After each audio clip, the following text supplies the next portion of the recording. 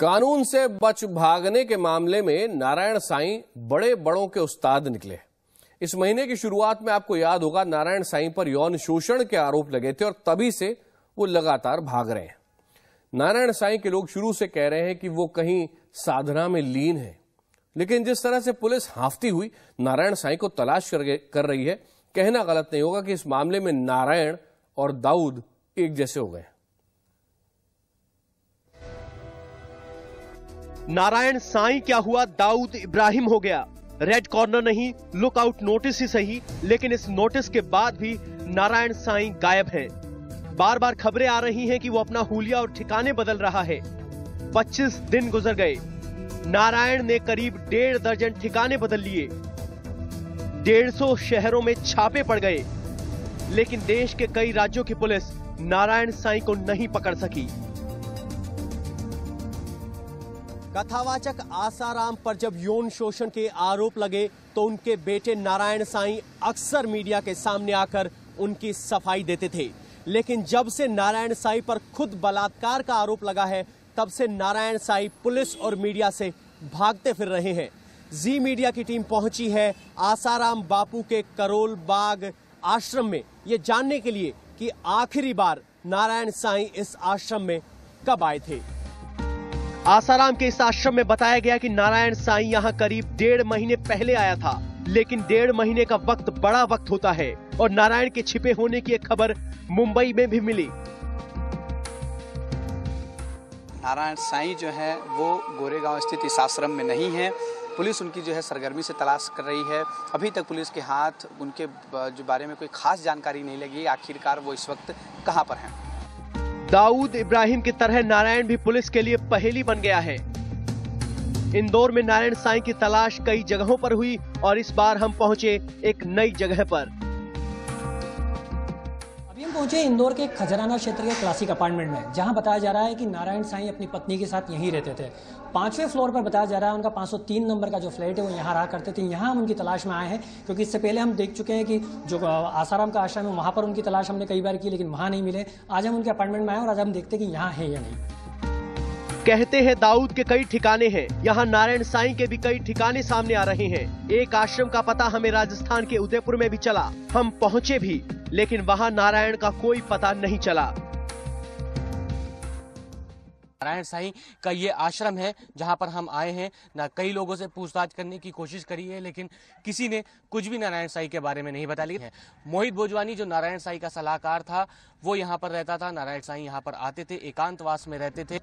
कहते हैं नारायण का एक ठिकाना राजस्थान के कोटा में भी हो सकता है। यहाँ एक सुनसान जगह पर नारायण साईं का आश्रम है। पुलिस से भाग रहे नारायण साईं के लिए कोटा में हो सकता है नारायण साईं का ये आश्रम, उसका ठिकाना, क्योंकि कोटा शहर से 20 किलोमीटर की दूरी पर मौजूद है नारायण साईं का लखावा का ये आश्रम और पूरी तरह से सुनसान और वीरान इलाके में नारायण साईं का ये आश्रम है। अक्सर पहले भी नारायण साईं को कई बार यहाँ पर देखा गया है। दाऊद इब्राहिम मोस्ट वांटेड है, उसे दुनिया भर की पुलिस खोज रही है। नारायण भी वांटेड है, उसे कई राज्यों की पुलिस तलाश रही है। पब्लिक भी हैरान है। ये तो कमाल है, नारायण क्या हुआ, दाऊद हो गया। ब्यूरो रिपोर्ट, जी मीडिया। इस खास कार्यक्रम में 2 खास मेहमान हमारे साथ हैं। पहली मेहमान नीलम दुबे, आसाराम की प्रवक्ता, दिल्ली से हमारे साथ हैं, और हमारे दूसरे मेहमान हैं अमृत भाई प्रजापति जो आसाराम के वैद्य हुआ करते थे। नीलम जी के पास पहले चलते हैं। नीलम जी, अब तो साफ साफ तौर पे कोर्ट ने भी ये कह दिया है और अब वारंट जारी हो गया है, गैर जमानती वारंट है। कानून से क्यों बचकर भाग रहे हैं लगातार नारायण साईं? सामने आकर पुलिस का सामना क्यों नहीं कर रहे, जबकि बार बार आप ही कह रही हैं पहले से कि वो कानून से बच नहीं रहे? देखो, सबसे पहले तो आपने दाऊद से उनको कंपेयर किया। दाऊद के जो एक्शंस थे सोसाइटी में, समाज में, देश में, और नारायण साईं के जो रहे हैं वो आप कंपेयर करिए तो मुझे लगता है कि ये कंपैरिजन शायद आप गलत कर रहे हैं। आपको नहीं करना चाहिए, और अगर आपने कर लिया है तो पता नहीं किस सोच से किया है, मुझे हैरानी हो रही है। नीलम जी, कानून से भी तो वो भी उसी तरह बचकर भाग रहे हैं और गंभीर आरोप उन पर लगे हैं। अगर आपका कहना है कि आरोप सही नहीं है तो नारायण साईं को सामने आना चाहिए और सवालों के जवाब देने चाहिए। उसमें दिक्कत क्या है? कंपेयर कर रहे हैं, ये किस बेस पे कर रहे हैं? आप दाऊद से किस बेस पे कंपेयर कर रहे हैं? दाऊद ने जो किया है देश में वो नारायण साईं ने किया है क्या? नारायण साईं पर भी यौन शोषण के गंभीर आरोप है और वो भी लगातार कानून से बचने की कोशिश कर रहे हैं। आपसे ये जानना चाहता हूं कि नारायण साईं को दिक्कत क्या है सामने आने में? हुए हैं नहीं, मैं आपसे पूछ रही हूँ, आपने क्या सोच के दाऊद के साथ कंपैरिजन किया है? मैं तो आपको बता ही रहा हूँ कि गंभीर आरोप भी लगे हैं और लगातार कानून से बचने की कोशिश कर रहे हैं। दाऊद और नारायण साईं दोनों को एक कंपैरिजन में रखा है, ये बड़ा गलत करा है, आपको नहीं करना चाहिए। लेकिन पता नहीं क्या टीआरपी का दबाव है या किस चीज का दबाव है जिससे आपको ये करना पड़ रहा है। ये हो सकता है आपकी कोई मजबूरी रही हो, मगर कोई भी आरोप अभी तय नहीं हुआ। और नीलम जी, हमारे पास हमारे ऊपर किसी प्रकार का इस तरह का दबाव नहीं है, तो ये बहुत ही, लेकिन मैं आपको कारण भी बता चुका हूँ। नहीं करना चाहिए। आपसे जवाब जानना चाहता हूँ जिससे आप अभी भी बच रही हैं कि नारायण साईं पुलिस के सामने क्यों नहीं आ रहे? मैदान से आप हैं उसी मैदान से मैं हूँ, मैं भी एक पत्रकार हूँ, मैं टेलीविजन पत्रकार हूँ, मुझे मालूम है टीवी की मर्यादा क्या है, पत्रकारिता की क्या मर्यादा होती है और टीआरपी में हमें किस तरह मर्यादा क्यों लांघनी पड़ती है, मैं जानती हूँ। मैं इसलिए कह रही हूँ, इसलिए नाराज भी नहीं हो रही हूँ, बस मैं ये कह रही हूँ कि आइंदा आप ये गलती करने से पहले थोड़ा सोच लें कि आप कर और क्या आप रहे हैं। सवाल का जवाब अभी भी नहीं दे रही हैं कि नारायण साईं पुलिस से बचकर क्यों भाग रहे हैं? सवाल का जवाब ही दे रही हूँ। आप क्या सोच के दाऊद के साथ नारायण साईं को कंपेयर कर रहे हैं? पहले आप ये जवाब दीजिए, क्या दाऊद ने जो किया है नारायण साईं ने कुछ ऐसा किया है? उन्होंने बम फोड़े हैं, उन्होंने जाने यौन शोषण के गंभीर आरोप उन पर लगे हैं। देश चाहता है कि वो जवाब दें। वो कानून से लगातार बचने की कोशिश कर रहे हैं, जैसे कि दाऊद भी लंबे समय से कर रहा है। आकाश, चित्तौड़गढ़ के संगारा पे भी आरोप लगा है बलात्कार का, उन्हें भी डालो इसी लिस्ट में। ऐसे तो बलात्कार के आरोपी बहुत सारे मिल जाएंगे, बोलो मैं लिस्ट दूं? सबको डालोगे इस लिस्ट में आप सवाल के जवाब से क्यों बच रही हैं? नारायण साईं पुलिस के सामने क्यों नहीं आ रहे, इतना बताइए आप। तो आ ही नहीं रहा है। आपने क्या सोच के दाऊद के साथ कंपैरिजन किया? क्या जो कर रहे हो आप सही कर रहे हो? मैं लगातार आपको कारण बता चुका हूँ। प्रजापति जी, आप बताएं क्या बोलना चाह रहे हैं? सबको दाऊद के साथ खड़ा कर दोगे क्या?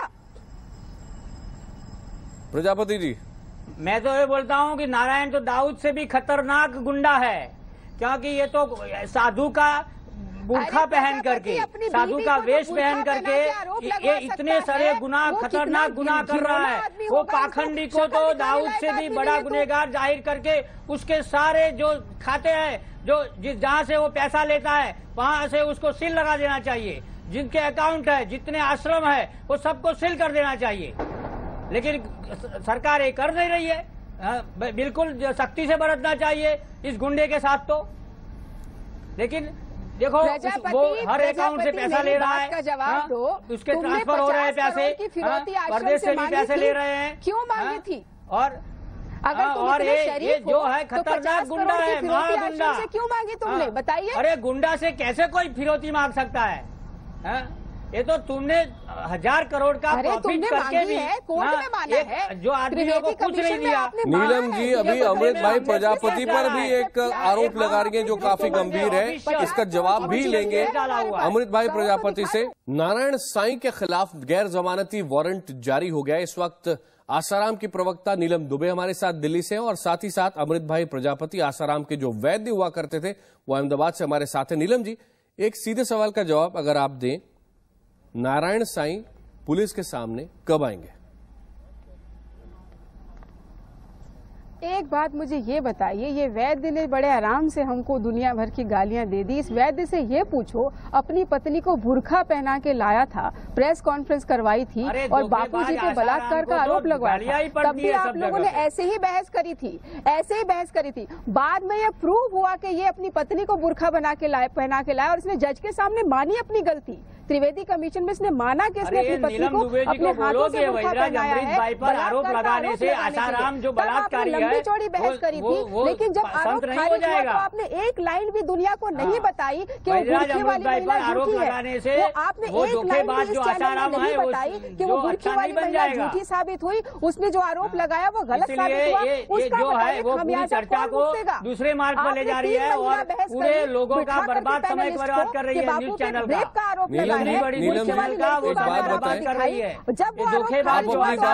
है, लेकिन आपकी एक बात मुझे समझ में आ रही है, अगर मीडिया आरोप लगाए तो मीडिया से लड़ाई शुरू कर दो, अगर कोई और आरोप लगाए उससे लड़ाई शुरू कर दो।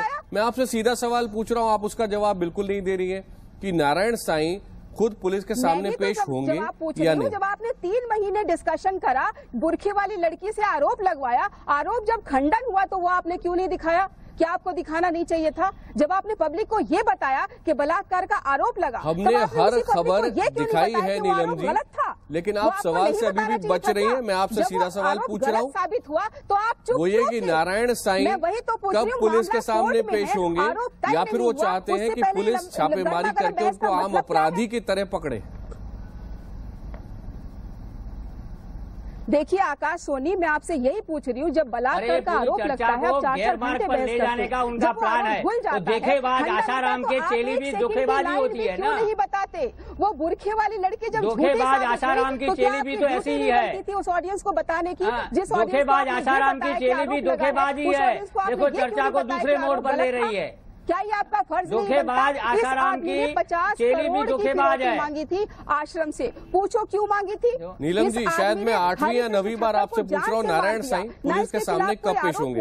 ना इसके खिलाफ कोई कार्रवाई हुई, वो आपने बहस क्यों नहीं उठाई? ये तो हत्यारा है जिसको आपने अपने स्टूडियो में बिठा रखा है। हरि कृष्ण ठक्कर बड़ौदा का निवासी जो कि डांस में PhD कर रहा था, उसको इसने जान से मार दिया। ऐसे हत्यारे को आप अरे लेकिन ऐसे आरोप लगाने से धोखेबाज आसाराम कभी भी चिन्ह नहीं मिल सकती है। जो धोखेबाज है नीलम जी, लगभग आधा घंटा होने आया है, अमृत भाई इजाजत दे, चर्चा है। आखिरी बार आपसे पूछ रहा हूँ नीलम जी, पुलिस के सामने कब पेश होंगे नारायण साईं? पहले नीलम दुबे को तो बंद करो, मैं आपकी आवाज नहीं सुन रहा हूँ। नीलम को सुनूं या प्रवक्ता को सुनूं? नीलम जी, आखिरी बार पूछ रहा हूँ, आखिरी बार पूछ रहा हूँ, नारायण साईं कब पेश होंगे पुलिस के सामने? 50 करोड़ की फिरौती आश्रम से क्यों मांगी? अरे इस व्यक्ति ने 50 करोड़ लगता है नीलम जी का टैक्टिक बिल्कुल साफ है, वो ये कि दूसरे लोगों पर आरोप लगाते रहो लेकिन सवालों का जवाब मत दो। नीलम दुबे जी, धन्यवाद जी न्यूज से बात करने के लिए, और अमृत भाई प्रजापति आपका भी बहुत बहुत धन्यवाद। अभी तक एक सवाल का जवाब नहीं मिला। आसाराम की तरफ से ये बिल्कुल नहीं बताया जा रहा है कि नारायण साईं पुलिस के सामने कब पेश होंगे।